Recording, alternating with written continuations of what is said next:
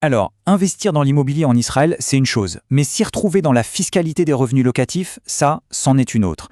Honnêtement, ça peut paraître un peu complexe au premier abord, mais vous allez voir, il y a des voies très claires à suivre. On va décortiquer ça ensemble pour trouver la feuille de route la plus intelligente pour optimiser ses revenus.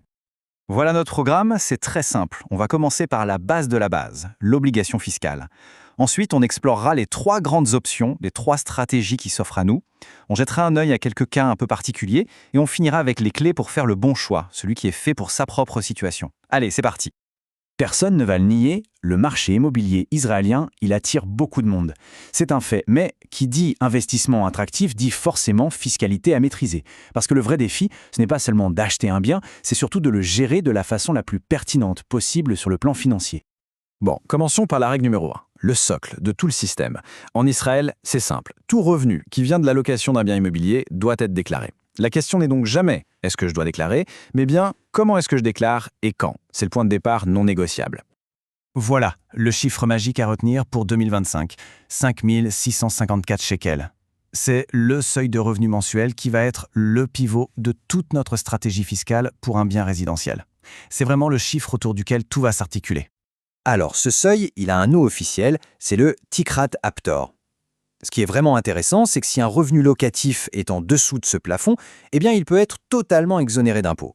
Mais attention, dès qu'on le dépasse, ne serait-ce que d'un tout petit shekel, alors là, la déclaration et le paiement d'un impôt deviennent absolument obligatoires.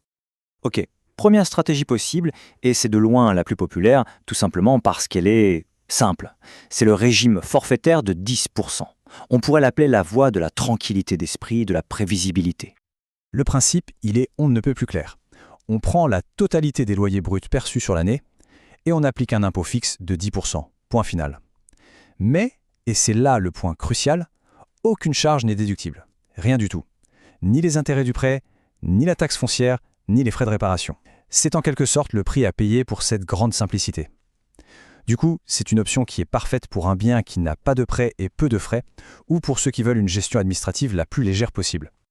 Passons à la deuxième voie. Celle-ci, elle s'articule directement autour de notre fameux seuil de 5 654 shekels. On pourrait croire que c'est une sorte de laissez-passer fiscal, un jackpot. Mais on va voir que son application est un peu plus subtile que ça en a l'air. En fait, ici, il y a deux scénarios, deux mondes bien distincts. Si le loyer est sous le seuil, c'est le rêve. Exonération totale, zéro impôt à payer. Par contre, dès qu'on passe au-dessus, même de très peu, on bascule dans un autre univers, celui de l'exonération partielle. Et là, ça demande un calcul bien particulier. Allez, prenons un exemple concret pour que ce soit bien clair. Imaginons un loyer de 7 000 shekels par mois. On voit tout de suite qu'on dépasse le plafond de 1 346 shekels. Eh bien, cet excédent, il vient directement grignoter le montant de l'exonération.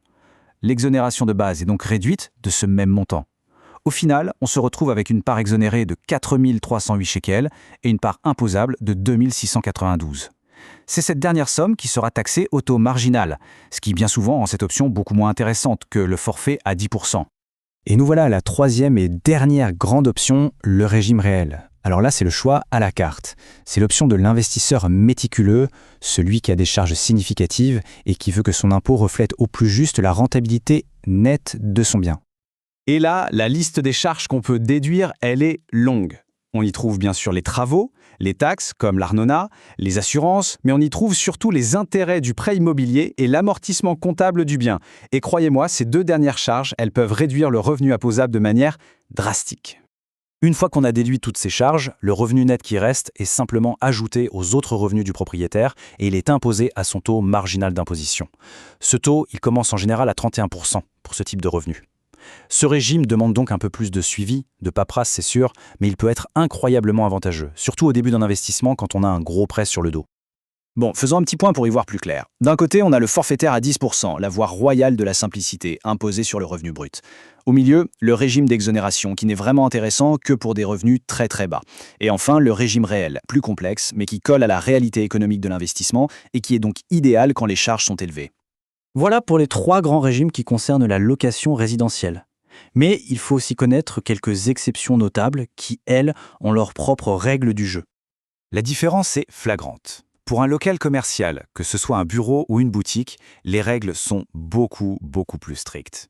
Il n'y a pas de seuil d'exonération, la déclaration est obligatoire dès le tout premier shekel encaissé, seul le régime réel est autorisé et la TVA peut même s'appliquer. On est vraiment dans un monde fiscal complètement différent. Il y a aussi une petite niche fiscale assez intéressante à connaître. C'est le cas d'un propriétaire qui loue son unique appartement en Israël, tout en étant lui-même locataire pour sa propre résidence. Dans cette situation, il est possible, sous certaines conditions, de déduire le loyer qu'il paye du loyer qu'il perçoit. C'est un cas très spécifique, mais qui peut se révéler très avantageux.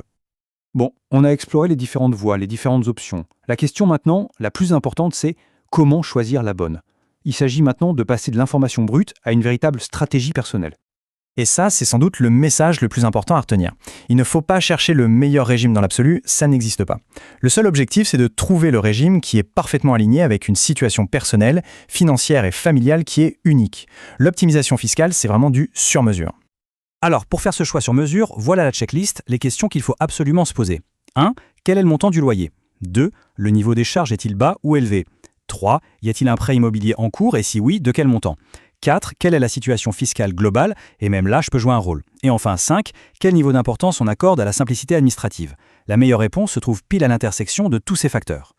Pour finir, une dernière question à se poser. Parce que le choix d'un régime fiscal, ce n'est pas juste cocher une case sur un formulaire. C'est en réalité une pièce maîtresse de toute une stratégie d'investissement. La bonne option doit donc refléter non seulement la situation d'aujourd'hui, mais surtout les objectifs à long terme de l'investisseur.